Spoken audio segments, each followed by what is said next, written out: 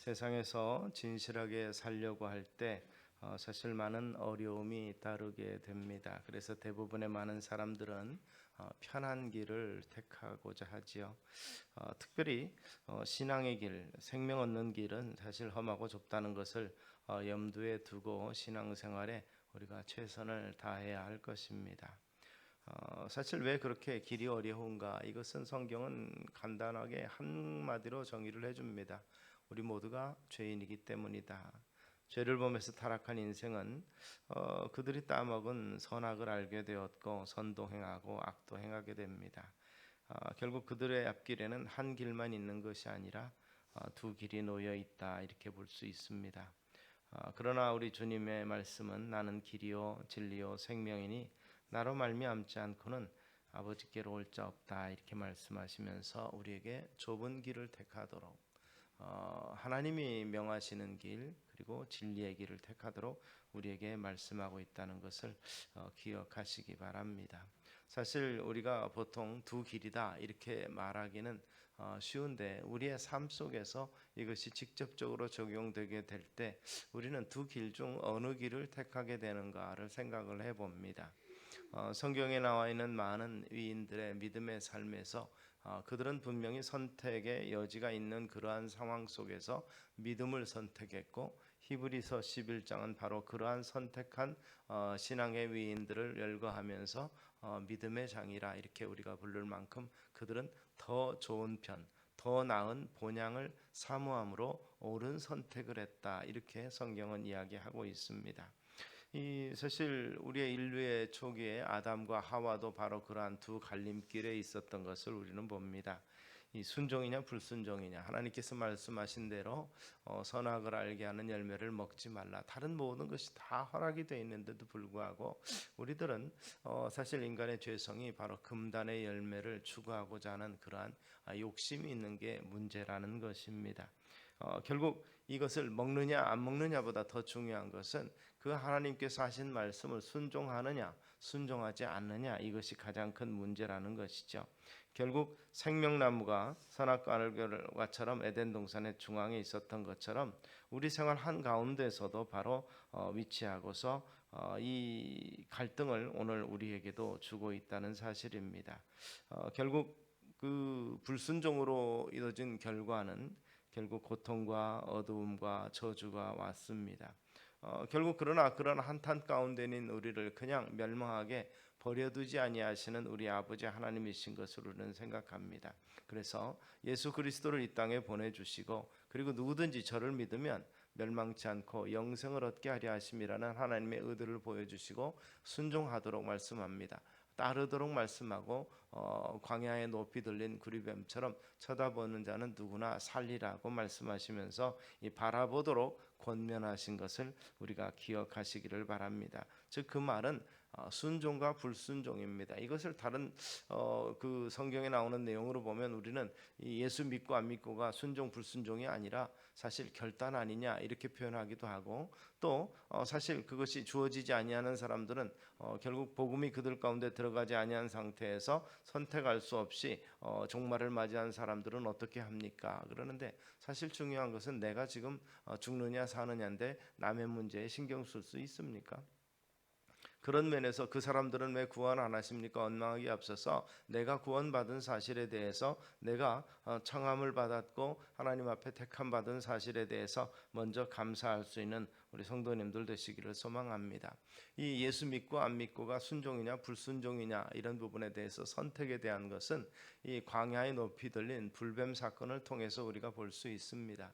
이 원망하고 불평하고 반역함으로 말미암아서 광야의 불뱀에 물려서 죽어가던 그들에게 이 불뱀 모양으로 구리를 장대 높이 달아서 뱀 모양으로 높이 들고 치료책을 제공을 하셨습니다. 누구든지 이 광야에 높이 들린 뱀을 바라보면 살리라고 말씀하셨습니다. 우리의 상식과 이 모든 것을 초월하는 부분이죠. 뱀에 물렸는데 어떻게 지금 독으로 인해서 정말 장애가 오고 호흡곤란이 오고 다양한 모습들이 있는데 그런 고통 가운데서 장대에 달린 구리뱀 보면 산다는 게 말이 되느냐 생각할 수 있지만 하나님께서 하신 약속은 보는즉 살리라고 말씀하신 거예요. 그 말에 순종하고 그 말을 믿는 자는 다 살아났습니다. 설마 그러겠어 하지만 그러나 일단은 쳐다본 자들은 살았다는 것이죠. 결국 그거 말고도 다른 방법이 있을 거라고 추구하던 사람들, 쳐다보지 않던 사람들은 광야에서 다 엎드러졌습니다. 결국 그것은 그 말씀을 신뢰하느냐 안 하느냐, 그리고 그 말씀을 신뢰해서 그것을 이행하느냐, 순종해서 행하느냐, 그렇지 않느냐에 따라서 생과 사가 갈렸다는 사실을 우리가 기억하실 수 있게 되기 바랍니다.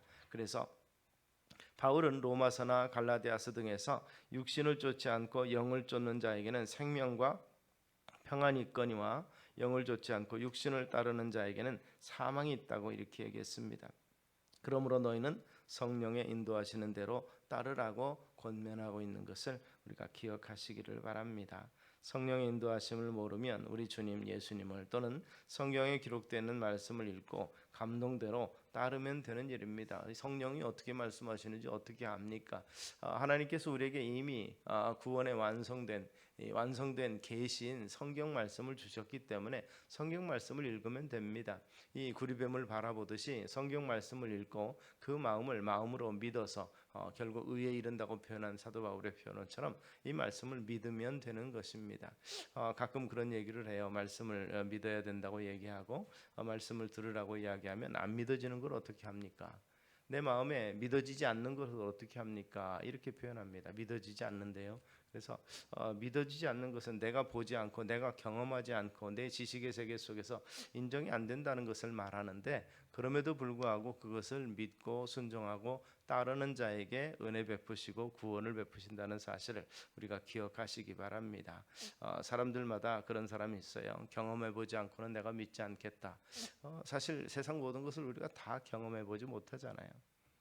세상 모든 곳에 다 가보지도 못하고 세상 모든 것을 다 음식이 있다고 그래서 맛보지도 못합니다. 물론 미식을 추구하는 사람들은 이것도 먹어보고 저것도 먹어보는 시도를 하지만, 그러나 우리가 일생을 다 말하자면 맛집을 찾아다닌다고 그래도 다 먹지 못하고 죽는 건데, 우리는 그 어떤 면에서는 이런 음식도 있다더라 하는 것은 그런가 보다 하는 거지, 그것에 대해서 내가 안 먹어봤으니까 그런 음식이 있다고 말 못하겠다 이렇게 말하는 것 자체가 요즘 같은 지식과 정보 시대는 힘들잖아요.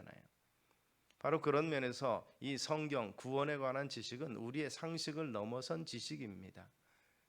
그리고 우리의 감각과 이런 모든 것들을 초월하는 영적인 문제인데, 그것을 내가 경험해보지 못했고 내 지식으로 이해가 되지 않는다고 해서 받아들이지 않는 것은 어떤 면에서 보면 어리석은 일이죠.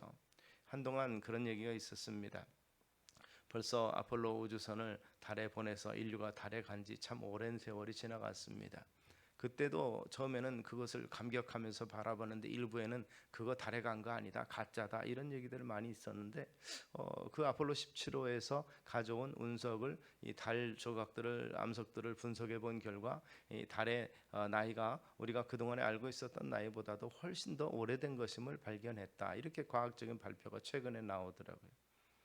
달에 안 갔는데 어떻게 달 음석을 가지고 분석을 합니까? 지구상에는 없는 지구에서 발견할 수 없는 광물이라는 것을 발표하고 그리고 그 연대 측정을 함으로 말미암아서 그런 부분에 대한 것을 새로운 연구를 발표를 하게 되고 그것이 앞으로 인류에 어떤 영향을 줄 것인지 이런 것들을 연구하게 되는 것입니다. 증거가 있는데도 사람들은 믿지 아니하는 것이죠. 예수 그리스도를 믿고 그 안에서 생명을 얻고 생명 있고 진리 가운데 사는 사람들의 삶의 증거가 사실은 결국 교회가 그 이전은 간두고라도 교회가 생겨나고 나서도 2000년이 넘어가는데 아직도 그것을 영접하지 아니하고 믿지 않는 많은 사람들이 있는가 하면, 그 말씀을 믿고 구원을 얻어서 정말 생명 가운데서 참 진리 가운데서 진정한 평안과 기쁨을 얻고 사는 사람들이 있는데, 그것을 알지 못하고 믿지 못하고 아직도 의심하는 많은 사람들이 있다는 사실을 우리가 기억하실 수 있게 되기를 바랍니다. 가인과 아벨의 제사를 우리는 생각해 봅니다. 결국 하나님이 원하시고 하나님이 가르쳐 주신 대로 아담의 교육을 받은 그 순종한 아벨의 제사는 하나님 앞에 연락이 됐지만, 그러나 가인의 심사와 행함과 그리고 그의 제사는 하나님 앞에 연락되지 아니한 것을 우리는 보게 되는 것입니다. 참으로 불성실한 예배, 순종이 없는 예배, 결국 하나님께로 향하지 않은 마음을 가진 예배는 하나님께서 받지 않으시고, 그리고 정성을 다해서 하나님을 기쁘시게 하고 하나님의 뜻대로 드리는 예배를 하나님께서는 받으신다는 사실을 우리가 기억하셔서 바울이 표현한 것처럼 신령한 거룩한 산 제사로 드리느냐 못 드리느냐, 이런 부분에 대해서 우리가 함께 고민할 수 있게 되기를 소망합니다. 과부의 2렙돈이나 소년의 5병이어를 받으신 주님께서 정말 우리의 마음과 정성을 다한 예배는 받으시고 우리를 진리 가운데 생명 가운데 참 평안으로 인도하신다는 사실을 우리가 기억하시기를 바랍니다.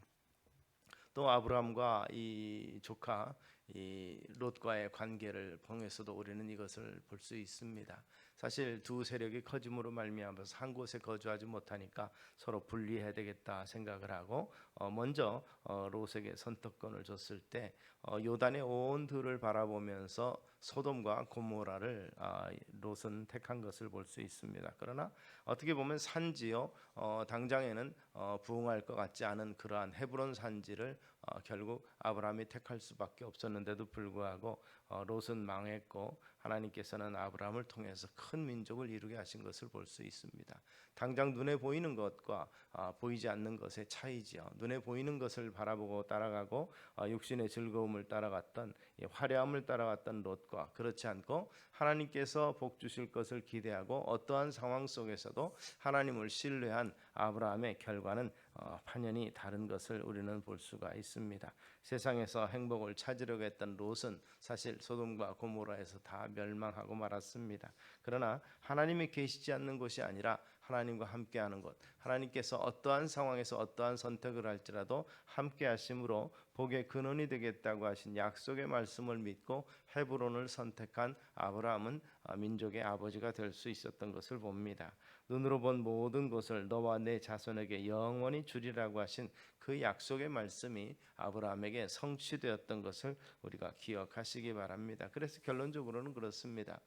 복의 길이냐 아니면 사망의 길이고 멸망의 길이냐, 하나님 말씀을 불순종한 길은 이 멸망의 길인 것이고 하나님 말씀을 믿고 따르는 자에게는 생명의 길이며 평강의 길이며 형통의 길을 주시겠다고 약속한 것입니다. 예수님 당시에 그 당시에 시대 사람들에게도 두 가지 선택의 기로에 있었습니다. 최종적으로 바라바는 예수냐 아니면 바라바냐, 누구를 놓아줄 것이냐 얘기했을 때 백성들은 바라바를 선택을 했습니다.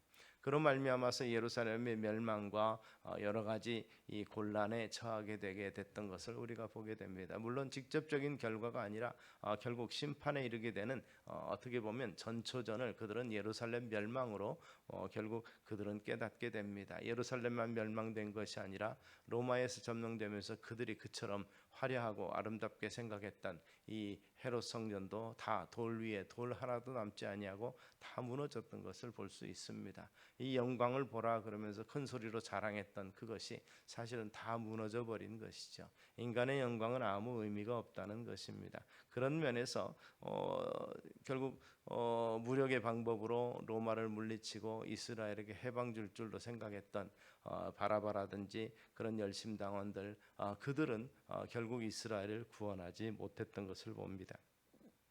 결국 주님과 같이 말씀을 택하느냐 그렇지 않느냐, 사람이 떡으로만 살 것이 아니라 하나님의 입으로 나오는 모든 말씀으로 살 것이라는 말씀을 기억하면서 또 하나님께서 그 말씀을 주신 것은 바로 만나를 보면서 이 만나를 먹는 이유가 사람이 떡으로만 살 것이 아니라는 것을 분명히 하셨다는 것을 기억하면서 이 말씀을 주셨다는 것을 우리가 기억하시기를 바랍니다. 하나님께서 의식주의 모든 것이 우리에게 있어야 할 것을 알고 계시다는 것, 그러면서도 우리가 전능하고 사랑 많으신 하나님을 믿고 따르는가 그렇지 않는가에 따라서 우리의 삶의 방향이 달라지고 그리고 결과가 달라진다는 사실을 기억하시기 바랍니다. 그래서 이 두 길 중에서 주님께서는 좁은 길을 택하라고 명령합니다.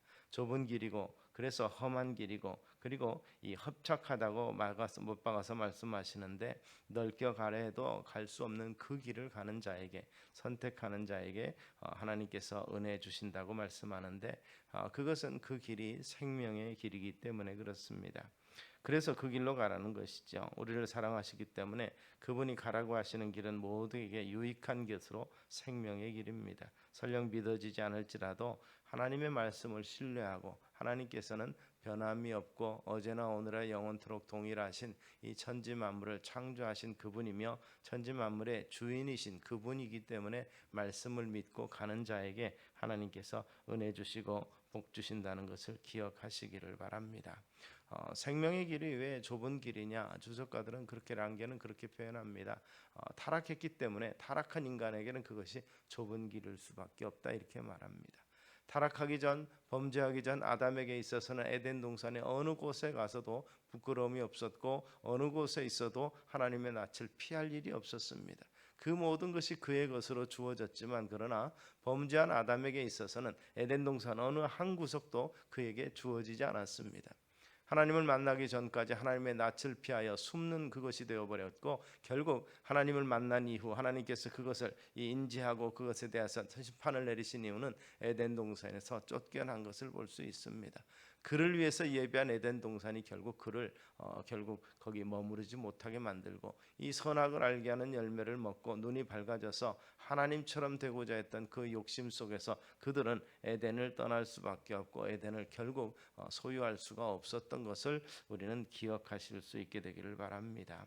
타락하기 전에는 자유로운 길이었고 넓은 길이었고 그들이 그 소유를 마음껏 누릴 수 있는 그러한 곳이었지만 그러나 타락한 이후에는 그들은 그곳에서 단 한시도 머물 수가 없었고 그것의 풍요로움, 그것의 평화로움은 그들과 상관이 없는 것이 되었다는 사실을 우리가 기억하시기를 바랍니다.